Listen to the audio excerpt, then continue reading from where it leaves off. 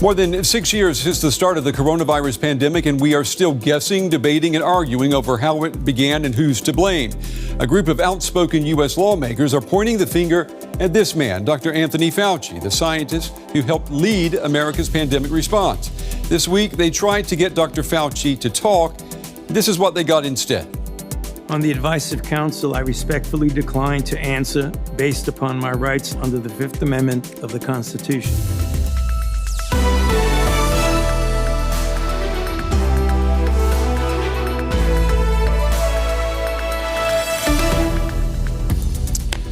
I'm Brent Goff in Berlin. To our viewers watching on PBS in the United States, streaming on YouTube, and to all of you around the world, welcome. We begin the day in our recent pandemic past. Back in 2020, as the coronavirus began spreading around the world, Dr. Anthony Fauci became the face of America's pandemic response.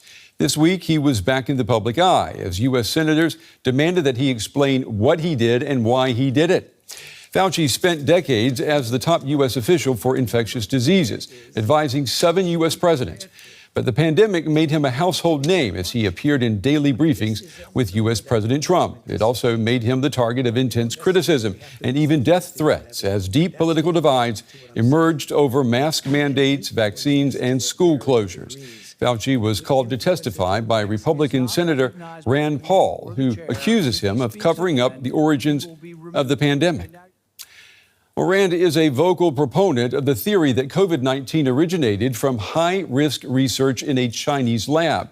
Well, since the early days of the pandemic, Fauci and many other scientists have publicly rejected that theory, contending that the virus jumped from an animal to people naturally. Neither theory has been definitively proven. During the hearing, Dr. Fauci accused Senator Paul of having a, quote, unhinged obsession with him, and he invoked the Fifth Amendment over 100 times, arguing that answering questions could expose him to new legal risks. Can you explain to the committee why you chose to fund this dangerous research in China? On the advice of counsel, I respectfully decline to answer based upon my rights under the Fifth Amendment of the Constitution. Well, nothing says honesty like taking the Fifth, huh, Doc? Let's try something. What day of the week is it today? On the advice of counsel, I respectfully decline to answer. Given that you have a unlimited presidential pardon, what is your specific objection that you are making? On the advice of counsel, I respectfully decline to answer based upon my rights under the Fifth Amendment to the Constitution. And that was the confrontation on Capitol Hill. Anthony Fauci invoked the Fifth Amendment repeatedly, Republicans accusing him of obstruction. Fauci saying that the hearing was designed to build a criminal case against him. The hearing produced little new testimony, but it exposed something larger. 6 years after COVID changed the world, America still cannot agree on what happened, who was responsible, or whom to trust. Well, I want to pull in now Dr. Arthur Kaplan. He's a professor emeritus and former head of the Division of Medical Ethics at NYU School of Medicine. During the pandemic, he advised the World Health Organization as well as the vaccine manufacturer Moderna. Dr. Kaplan, it's good to have you back on the program. Let me just ask you, I'm sure you saw those hearings. What did we witness on Capitol Hill? Was this legitimate congressional oversight, or was this a political prosecution? Well, thanks for having me, Brent. We witnessed kind of a political theater. The supporters of Trump and the Maha Make America Healthy Again, the spin out of the MAGA movement, want to lay blame for COVID on Fauci, Biden, the former administration. They don't want to take any responsibility for the million-plus deaths that occurred in the U.S., not to speak of the many other millions that occurred worldwide. And there is a kind of backlash or retribution. Many of the people who were at this hearing, including Rand Paul, were marginalized by Fauci as not responsible sources of information, and they are now getting their revenge. Dr. Fauci had the constitutional right to remain silent, but after exercising enormous influence during what was a national emergency, Did he also have an ethical obligation to answer legitimate questions? He does have an obligation, I think, to be clear about what happened, what are the facts, what decisions did he make, what does he regret. This was, however, not the right forum. Here, they're out to get him. They're out to play gotcha, as we say, trying to catch him in a lie, trying to find an inconsistency, because they really want to bring the blame for COVID right to his doorstep. There are many forums for him to write about what happened or answer questions from other journalists or whoever. But this forum was really not the right one. I agreed with his decision to stay silent. Yeah. Do you think, though, that by invoking the Fifth, he maybe destroyed his image or at least weakened his credibility in the court of public opinion? Well, American politicians love to jump up and down when someone invokes the Fifth Amendment right not to testify against oneself. I have to point out that Donald Trump has done this in court hundreds of times when he has been on trial, and the same people yelling about Fauci were not yelling about Trump. I don't think it's a presumption one way or the other, but I think what we can say is this. People will want to know, well, okay, not in this setting. You're not going to give us the answers to what you did, why you did it, what you would have done differently. But let's make sure we understand where you are going to do that. Dr. Deborah Birx, we all remember her. She helped lead the same pandemic response with Dr. Fauci. We remember seeing her and Dr. Fauci at those White House briefings during the pandemic. She now says that Fauci is at the center of the unanswered questions. At the same time, she says that she and others should be held accountable. I mean, it feels like a little bit that she may be throwing Dr. Fauci under the bus a little bit here. Is she? I think she is a little bit.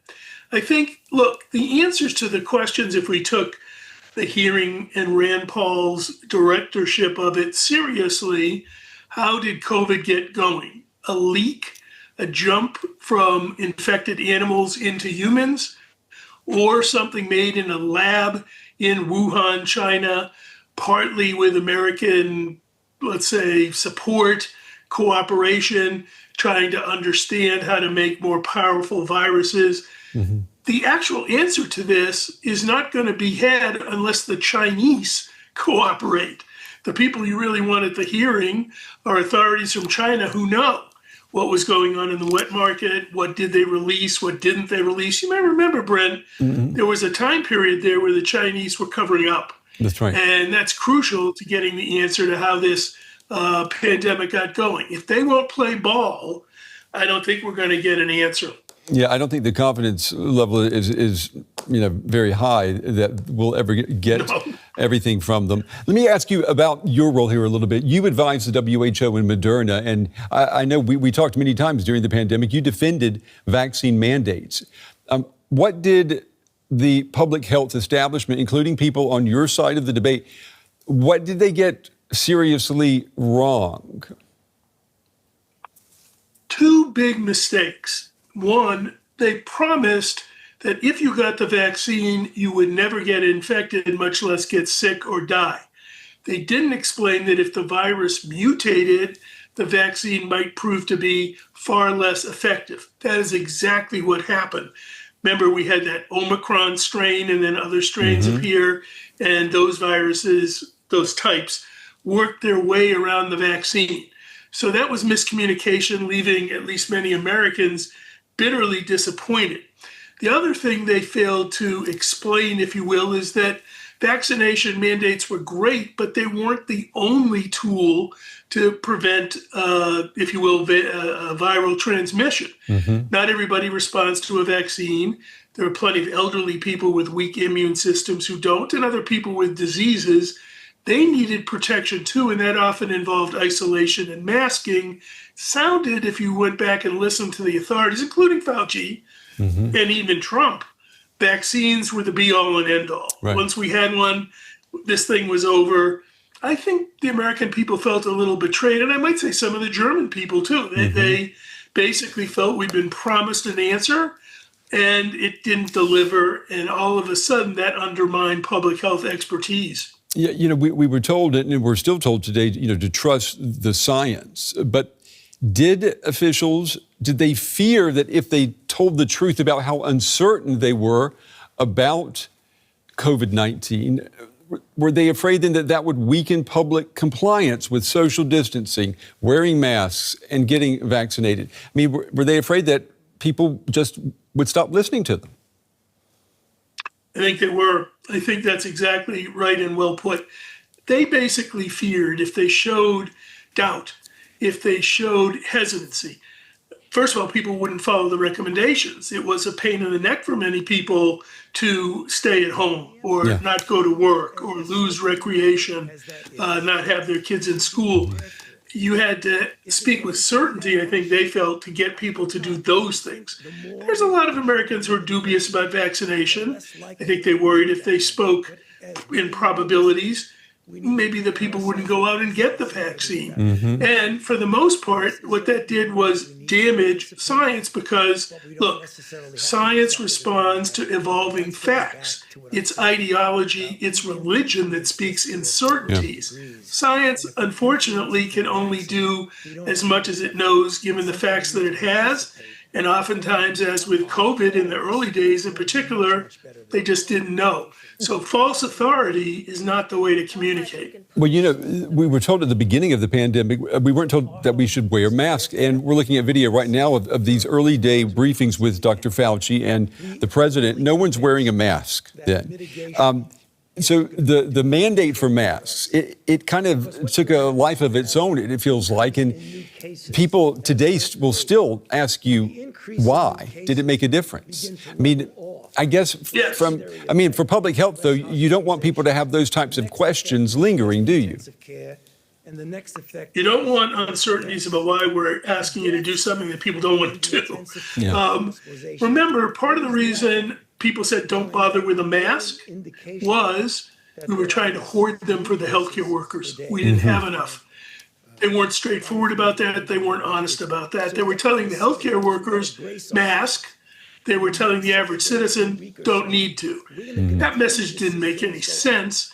Again, when you have inconsistencies like that, you're chipping away at trust. Yeah. Dr. Kaplan, you and I talked numerous times about vaccine mandates, and I remember you telling me that these mandates could be ethical and necessary. With hindsight, did they deepen distrust by turning a medical decision into maybe a test of political obedience? Well, I like to think that people would choose the right thing, and in particular, protect children. But what we see in the post-mandate era, both here and in Europe, is a unwillingness to get kids vaccinated against all sorts of diseases now, measles and mumps and maybe even polio. So I think you have to be tough on the vaccine mandates when it is to protect people who can't choose for themselves, kids. That's the strongest mandate that you want to hear about. If you get into other diseases, shingles, there may be more room for choice. But at the end of the day, public health relies on people doing things for their neighbor, helping the community. What we got as a backlash is selfishness and egoism. I'm going to do what I want. Sadly, that's a big part of the ethic of the MAGA movement. I'm going to get back to Dr. Fauci. The questions surrounding COVID's origins, research funding, laboratory safety in China, those are all legitimate questions. Did Dr. Fauci's silence leave Republicans free to present their version of events almost entirely unchallenged? Give him a big platform, there's no doubt about that. On the other hand, I watched the hearings and I felt Fauci came away with a strong amount of dignity. His critics looked a little bit unhinged. They looked a little bit crazy almost in terms of yelling at him, swearing at him, trying to deprecate him. People know that this is one of the leading scientists of our times. To see him get sort of dragged around, if you will, in the mud, they may have undercut their own legitimacy a bit by the way they conducted themselves at the hearing. You can attack him, but you don't have to try and smear him, berate him, and insult him. You know, when I look at public health in the United States now, I see measles cases, as you mentioned, on the rise. There are all of these food contamination problems right now, outbreaks, one outbreak after another. I mean, the list just goes on and on and on. Public health took a big hit in the pandemic, and it still hasn't fully recovered. Is it even worse today than it was 6 years ago when the pandemic began? I think it is worse today. I think we've seen terrible cuts in our public health infrastructure. Tens of thousands of scientists let go at our Centers for Disease Control, the main public health agency.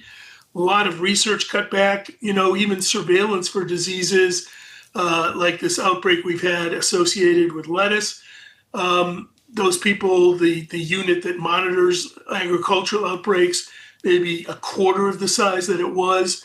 So one way in which the fringe during COVID struck back was to go after science, go after the mainstream, declare a total war on science. What that's done is left us far less able to contend with current outbreaks, and we're not in a good position to deal with the next pandemic viral outbreak. So I think things got worse.